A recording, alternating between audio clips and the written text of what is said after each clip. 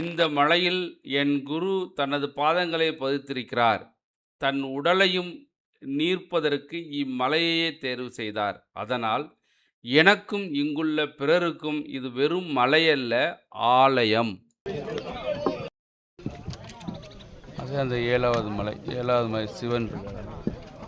இது மேலே இருக்கார் பாருங்களேன். அதே சிவன். இங்கே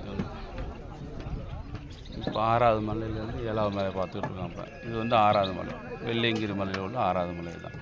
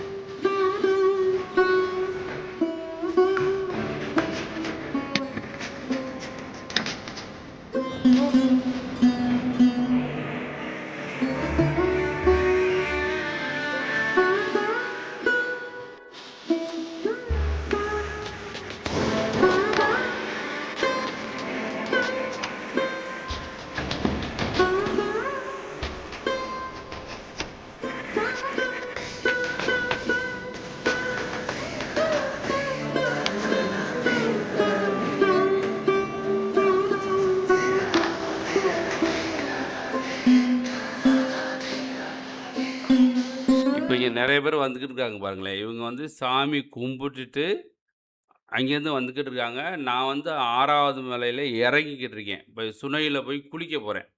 ஸோ அவங்க சாமி கும்பிட்டு அவங்க வர்றத பாருங்களேன். எவ்வளோ பட்டை ஃபுல்லாக எல்லா பேரும் பட்டை போட்டு அவ்வளோ அழகா பக்தியோடு வந்துக்கிட்டு இருக்காங்க. உண்மைக்கு ஒரு அருமையான மலை இந்த வெள்ளியங்கிரி மலை.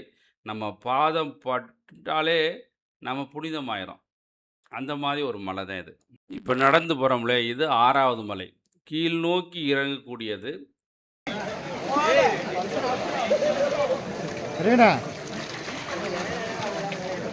இங்கு பாயக்கூடிய சுனை வந்து ஆண்டி சுனையா. இந்த சுனைக்கு பேர் ஆண்டி சுனை. இது நீலி ஆற்றில் சேர்கிறது. இங்கே குளிப்பது மறக்க முடியாத சுகமான அனுபவம். உண்மைதான். தண்ணியில் இறங்கினா அப்படி குளிரும். அவ்வளோ அருமையான குளிரும். 5வது மற்றும் 6வது மலைகள் வெள்ளை மணல் கொண்டவை. எனவே இவற்றிற்கு திருநீற்று மலை என்று பெயர் உண்டு.